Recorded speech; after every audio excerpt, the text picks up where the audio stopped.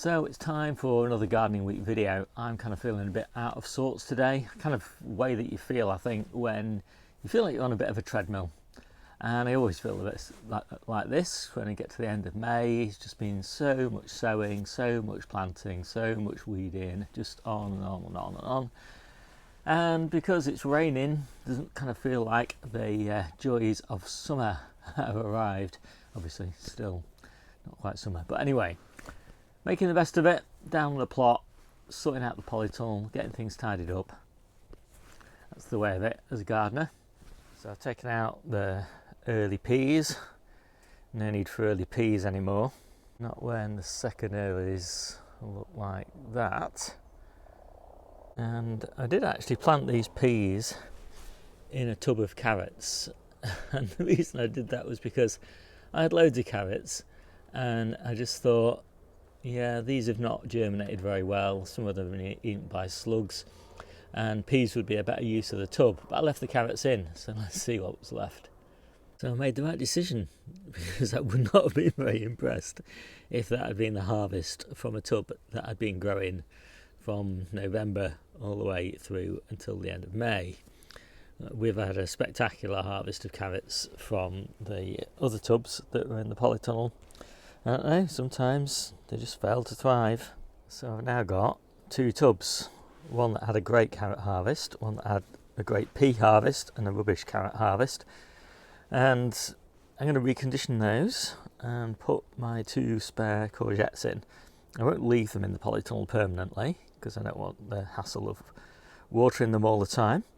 But I want to get them started, and hopefully this will just let me sort of even out the peaks and troughs in the courgette harvest. Decided to leave these courgettes in the polytunnel for a while, just because they're loving it in here, and we've only got small little baby courgettes on the outdoor plants. So next up on my list of boring jobs is to get rid of these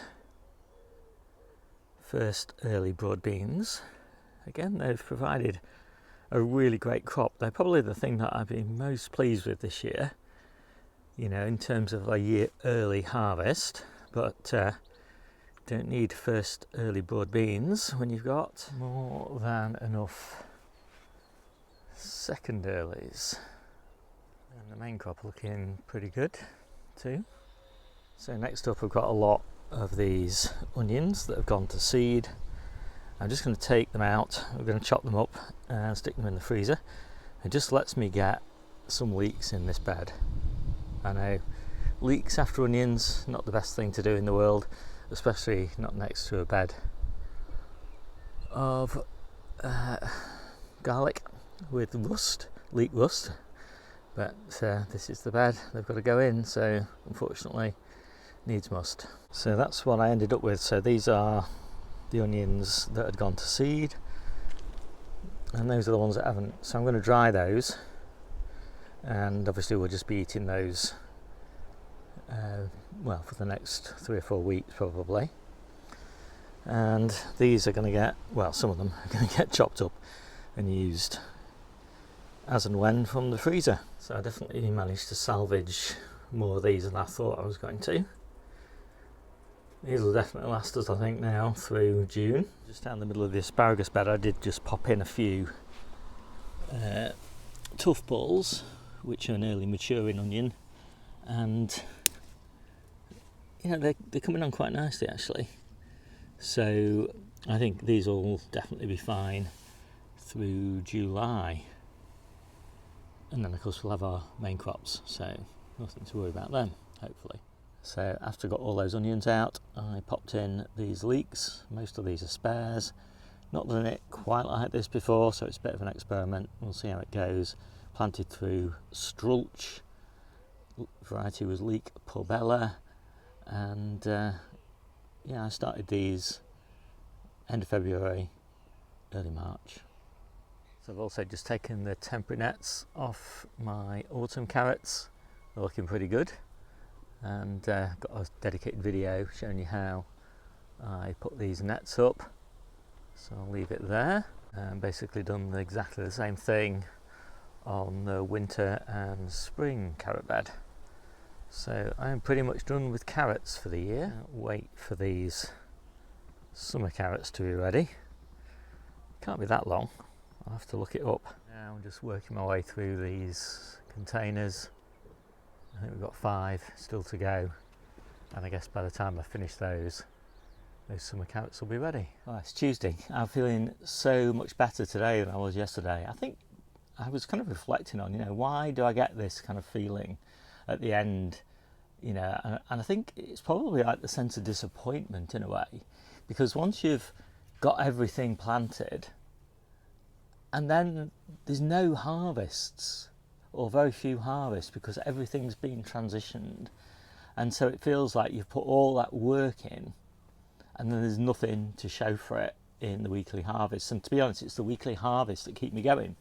That's the motivating factor, because I grow to feed people, and so harvests are dropping and I'm working really hard planting, and it's something that doesn't really happen at any other time of year. Everything is much smoother for the rest of the year, but at this time of year there's such a big investment in kind of getting ready.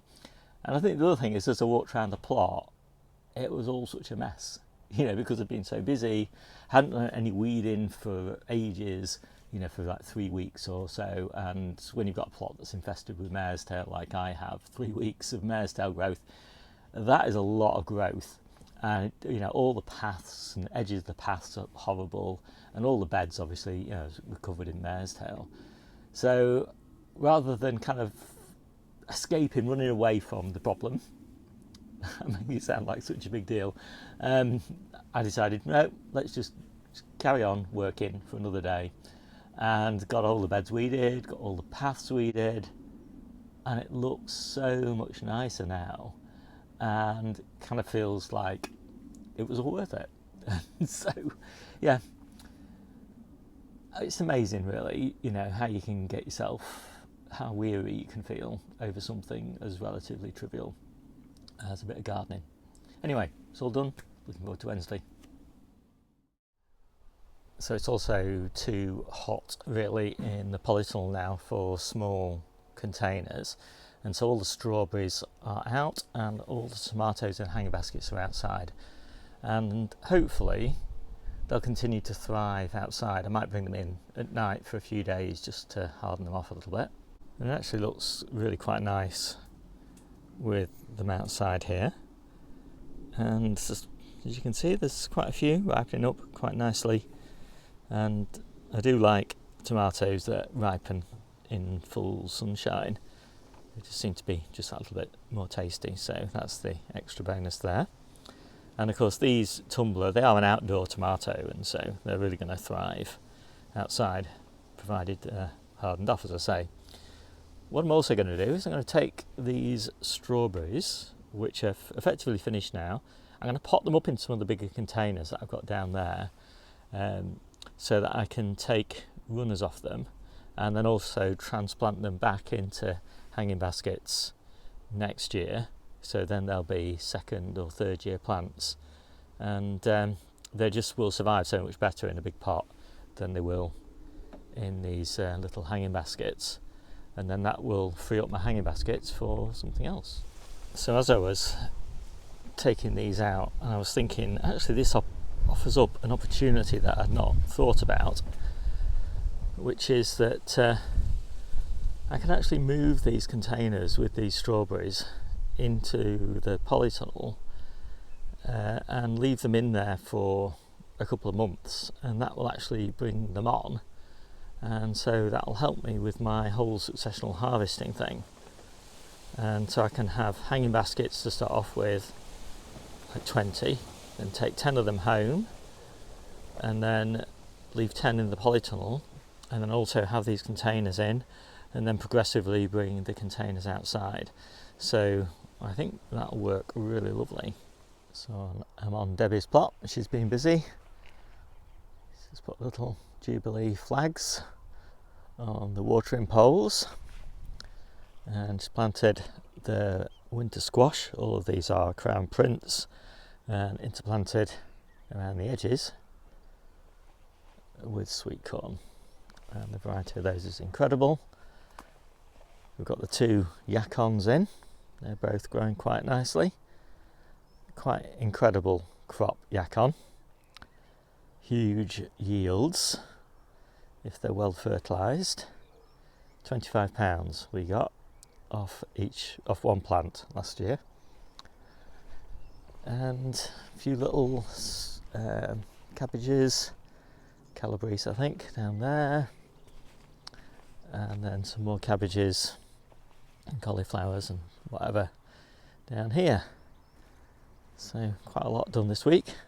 So it's Friday and Debbie and I have driven down to Didcot of all places to see our eldest and youngest daughter, and they don't live together, but they live close enough that they can come to the same place fairly easily, and I get to actually walk in cornfields, wheat fields, rather than cycle through them.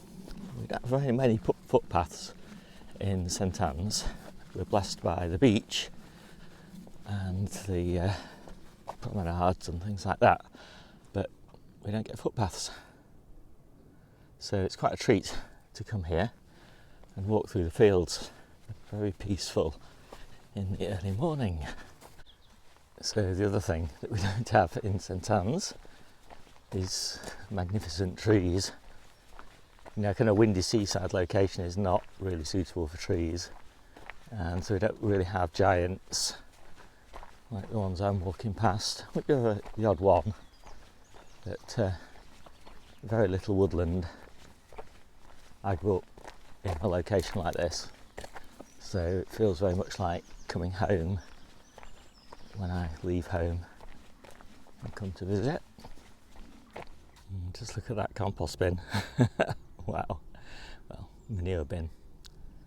I bet that makes some good compost, although I bet it gets pretty hot in the middle of that. I'm always quite jealous when I come here and walk around these fields, but I soon get over it. So back from Didcot and just checking through the allotment. Everything's looking really nice, giving it a good water. I've actually put my shade sail up above me in the Polytunnel, and that makes such a difference at this time of year when the sun is really beating down, and the temperature in the Polytunnel can get well above what's comfortable really for tomatoes and peppers and things like that. So I haven't got it in the whole of the tunnel, just in my sitting spot at the moment, just for me more than the plants, but I'll extend it over the rest of the tunnel in sort of July time. And done a quick snack harvest to keep us going, because tomorrow we're going up kayaking in the Lake District, and so we need something to snack on. And we'll actually be doing the harvest on Monday, so this video will be one of the few videos where I don't do a full harvest video. But anyway, I thought you might like to see what we're snacking on at the moment. Lots of peas, lots of cucumbers, lots of tomatoes, and lots of strawberries. Great. So yeah, with that, I think I'll call this to a close. My name's Steve. This is the Seaside Kitchen Garden and Allotment channel, and I'll see you soon.